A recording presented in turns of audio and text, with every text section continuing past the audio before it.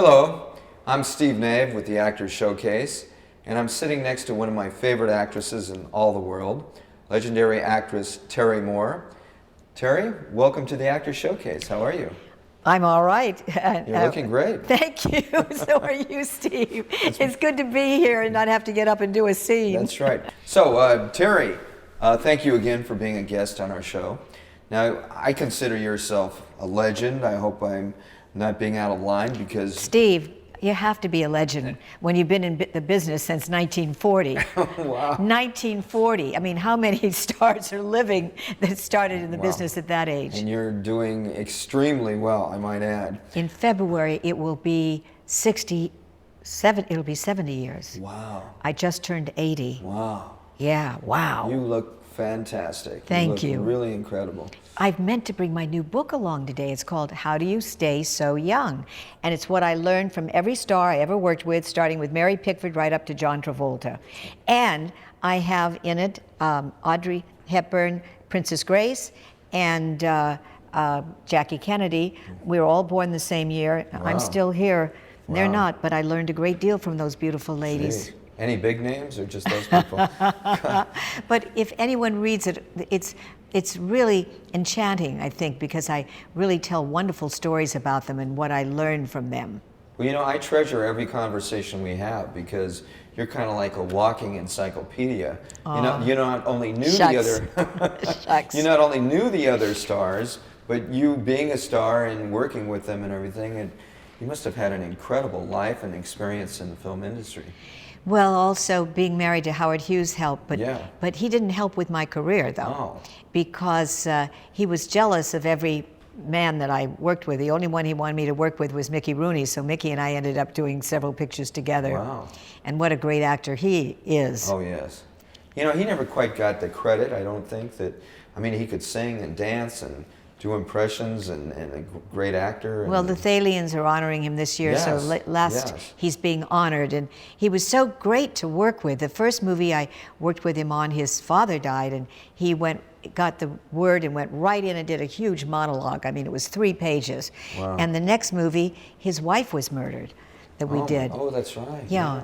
So, but he carried on, I mean, the tradition. I mean, he is a consummate actor. He could do anything. Joel Ewell was his real name, if I remember right. But I don't even know where to start. I mean, you were in classic movies like Mighty Joe Young, which of course they remade. Well, let's go back to the beginning. Okay. My first movie, how I got into pictures, a friend of my mother sent a picture of me into a casting magazine. And they used to have something called Central Casting. Do you go back that far? Do you remember? Yeah, Probably not. Yeah. But anyway, the 20th Century Fox was looking for someone to play Walter Brennan's granddaughter in a movie called Maryland. And 500 girls, little girls, went on that audition. They picked 6, they screen tested us, and I got the role.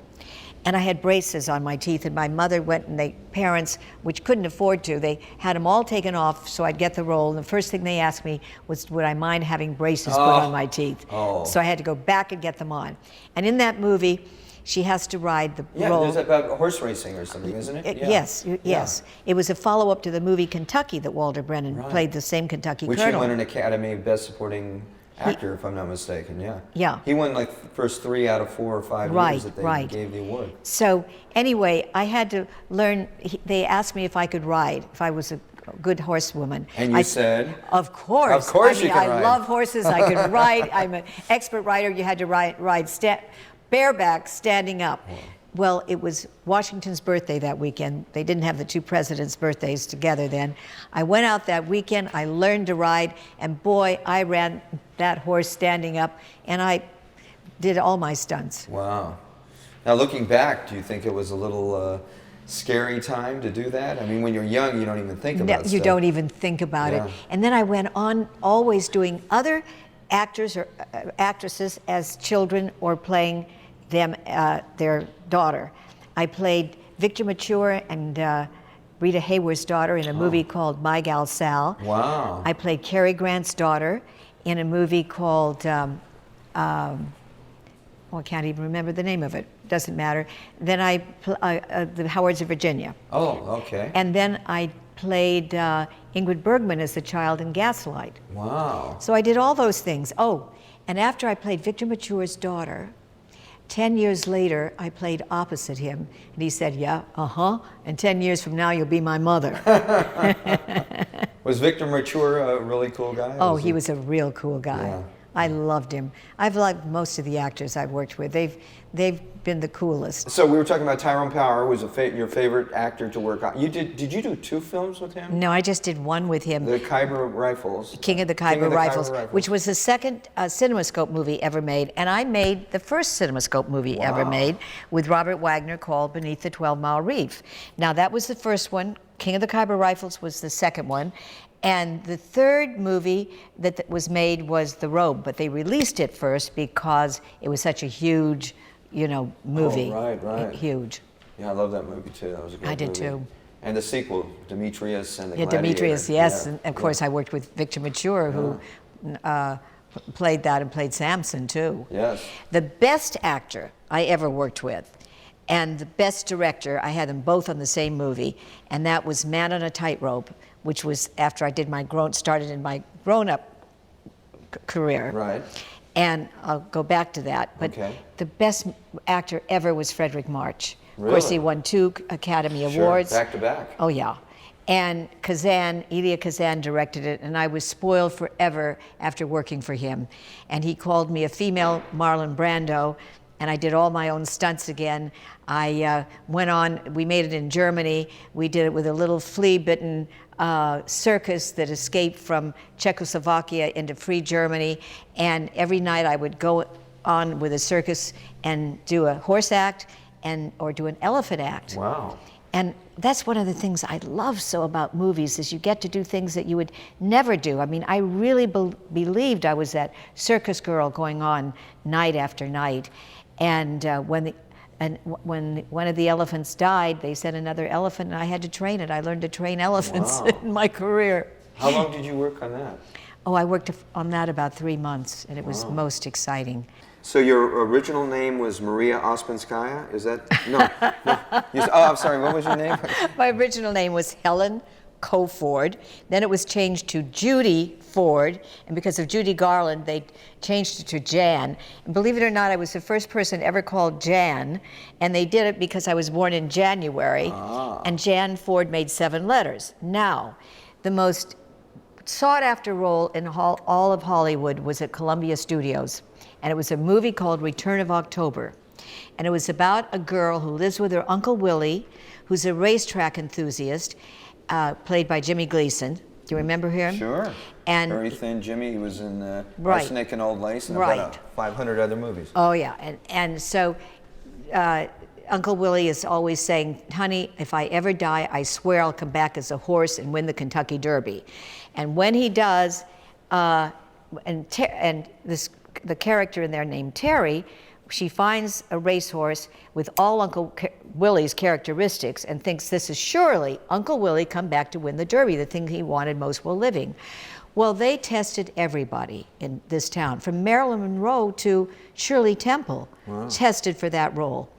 I tested, got the role because I was the only one who looked naive enough to believe that a racehorse could be my uncle. So it's good to be naive. Oh, yeah. Oh, yeah. Now, I'm 18 years old. I go in to meet Harry Cohen, and the name of the character, remember, was Terry. And no girl at that point had ever been named Terry. I'm the first Terry ever. Wow. I mean, if you trace it back, it's... And you spell it like a guy, Yeah, too. like a guy. Yeah. Now, they go off and spell it with I's and A's and, T-A-R-I, T-E-R-R-I, T-E-R-E, all different ways. T-E-R-R-Y, which is like a guy. But there weren't any Terry spelled anyway back then. So I go in to meet Harry Cohen, and he was head of Columbia Studios. Right. And he said, well, Jan, we can't have 2 Fords in one movie. So we want to change your name. What would you like to call yourself? And I said, oh, I love the part of Terry so much in the picture. I'd like to be called Terry. And he said, Well, I've put it out to all this, the wardrobe department, the head of wardrobe, the head of every department head, and they all agree, so you're going to be called Terry. Now we need a last name. Turned to my mother and he said, what's your maiden name? And she said, Bickmore. Too long, Moore. And I've got a letter from Colleen Moore here on my desk. Goodbye, Terry Moore. I walked out, and from that day on, Harry Cohen named me. Just like A Star Is Born. Right. Vicki Lester, the way they, right, changed it. Right. Oh, that's amazing. So from that moment on, I was Terry Moore. Then I got a contract at Columbia. I had been under contract to Eagle Lion. I spent my whole life under contract. They started putting me in a lot of movies. And then I met, who you talking about, Howard Hughes. Mm-hmm. Couldn't stand him when I first met him. Because? Well, I was on a date with my boyfriend, who was Jerome Cortland, who gave Andy Burnett from Disney. Right. Wasn't it? Yeah. Yeah, and who gave Shirley Temple her first kiss in Kiss and Tell. Uh-huh. And he was 6'5", and a pilot. And every time we would go out, this agent named Johnny Mascio would ask us to come and have a soda with him. Mm-hmm. And because we were kids, we didn't drink. Oh, okay. Yeah, we were kids, we didn't drink. Cool. So we would go with him. We didn't go with him. And finally one day he said, we should go. He's asked us out so many times. So we did. We're at the Beverly Wilshire Hotel. He looks across and he sees this man over there, and he says, oh, there's Howard. Howard, come join us. Come on, join us. And this big, tall, gangly guy, he's only 6'4". Yeah, just comes, a dwarf. He gets up and comes over to us. And as he comes across, I think Howard Hawks, Howard Hughes, John Huston. I got all the H's mixed up. I didn't know which one he was. Well, when he came over, he sat down. No matter who asked him a question, he would give the answer, look straight at me. It made me look so uncomfortable. I just wanted to die. I just wanted to get out of there. He finally asked Jerome Cortland and me to go flying with him. I said no, and I got kicked under the table, and he said, yes, we'd love to, Mr. Hughes. Well, when he left, I said, why did you promise him to go?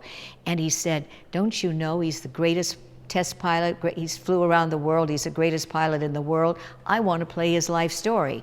So we started meeting him and going flying with him and going here and there, and slowly I got to know him and tolerate him and then like him. And then he used to call me before I'd go to bed every night, and when I'd get home on my dates, and I would end up talking to him until midnight or later. And I soon found I couldn't wait to get home to talk to him. He was so interesting. Wow. So I told Jerome this, and he said, why don't you go out with him? And I said, what? Go out with him? Never, never, never. And he said, why would Jerome suggest he said, that? You know what he said? I skipped something. He said, I think you're falling in love with him. And I said, no. And he said, yes, I do. You should go out with him and find out. And I said, I'd never go out with him. And he said, why not? And I said, but he said, why not? And I thought to myself, why not? And I started going out with him then, taking my parents along at first. We'd go over. You must have been thrilled about that. Anyway. You were how old at the time? 18. And how old was Howard Hughes? He was 43. About the same age difference as Tom Cruise and his wife. Oh. And I think he was 42 then, because there was 23 years difference between us. Would you consider yourself, just a little segue here, would you consider yourself a technical actor, a method actor, or do you have any way of identifying? Darling, I have been a member of the Actors Studio for 40 years. I guess you would say method. Method actor. Yes. And you're also doing But Shakespeare. I'm also a technical actor. Yeah, but you're doing Shakespeare. I'm doing at the Stella Adler Theater. I'm doing Shakespeare. I'm also doing Elizabeth the Queen there and at the Actors Studio.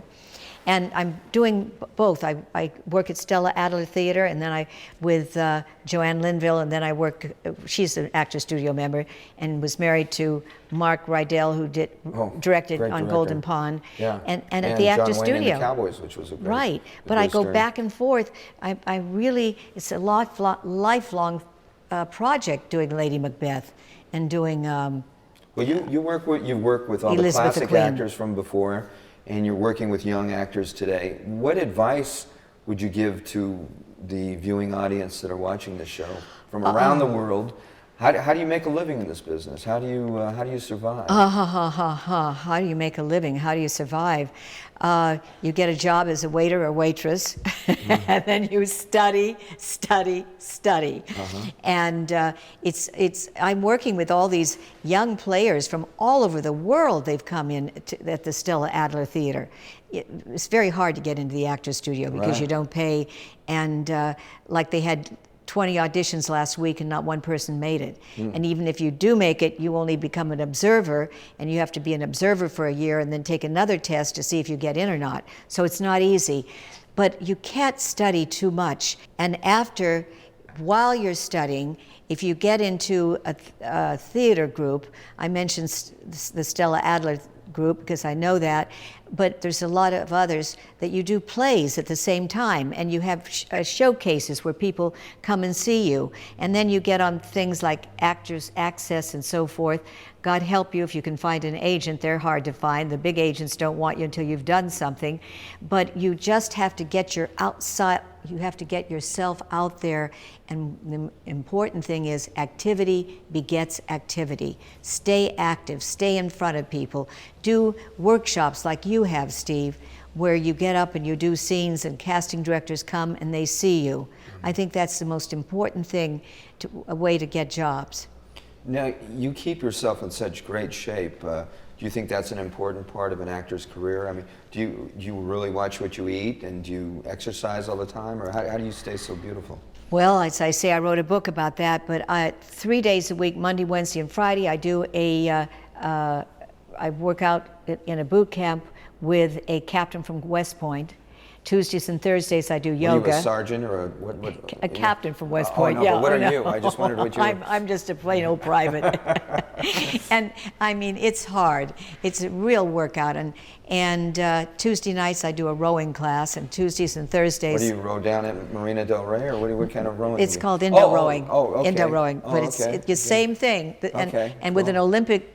A guy who's an Olympic rower. Wow, you get around. That's yeah, good. And then on Tuesdays and Thursdays, I said I do yoga, and on Saturdays, I'm missing my walk today. I usually do a 10-mile walk in Venus. 10 miles? Mm-hmm. In Well, Venice. you can take me out for a drag, and you can just pull me along after 10 miles. Yeah, so I keep very active physically, so I don't need to watch what I eat. And now you've written other books, too. Now, do you think that the writing helps you as an actress? How many books have you written? I've written 3 books. The first one was called The Beauty and the Billionaire, and it was my 8 years with Howard Hughes. The second book was called The Passions of Howard Hughes, and that was the whole life, Howard's whole life. And of course, the third one is How Do You Stay So Young? Do I think it helps me as an actress? Probably to recall things in myself. It's like going through a sense memory, or, the whole thing. It's very method, certainly. Right. Do you prepare when you're up doing a scene? Are you in preparation, or are you to the point where you can just do it without really thinking about it, and it just total recall comes to you? Or? Do you know something? Everything, I take anything that works. When I'm in your workshop, Steve, I just play off the other actor. I just think and do it. I mainly take off the other actor. You do amazing things too. It's just like you have little threads going through where they just hook on. And well, you've got to get layer upon layer. When I really get into studying Shakespeare and Elizabeth the Queen, I try to layer my parts and get into the method more. But when I don't use anything but just my experience when I get up in your class. Now, I'll never forget, I'd been nominated already for an Academy Award, and when I worked for Come Back Little Sheba, right? Come Back Little Sheba, and when I was with Burt Lancaster, we had to talk about that at some point. Shirley Booth, who won an Academy Award. That's right. But when I was working with Kazan on the movie, and he really liked me and really liked what I was doing, and again, I lived that role. I wasn't acting; I was living it. It's really wonderful when you don't have to act, and.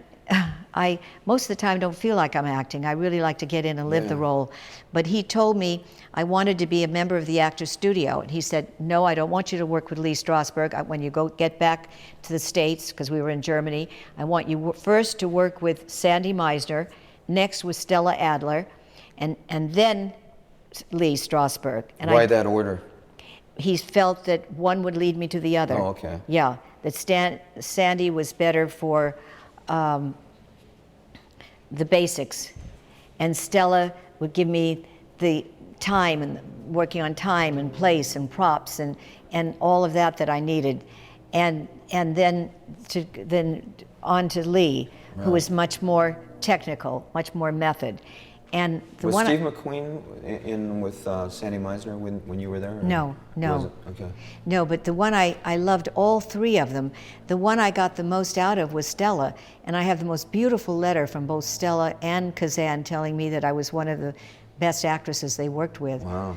So, yeah, Stella Adler, of course, Marlon Brando gave all his credit to her. Yes, he did. Yeah, so. Yes, and deservedly so. Mm-hmm. She was one of the great actresses of all time on stage. Right? Oh, yes. Wow. She was a taskmaster, and she didn't like women, and she liked me, but I worked so hard. I mean, you know, you just have to get there earlier than the next one, work yourself silly. Mm-hmm. And I mean, I've really worked at this. I mean, I'm still working as hard today. And it's been 70 years. As I said, we'll have to have you back again. You're an incredible guest, and I gotta try your. Well, you're not doing a diet. I'm just gonna do that 10-mile walk and the yoga and everything that you're doing. But you're so charming, and thank you so much for coming. Thank you. We had a wonderful time. Thank you. And thank you again. I'm Steve Nave with the Actors Showcase, and we just talked to legendary actress Terry Moore. We'll talk to you soon.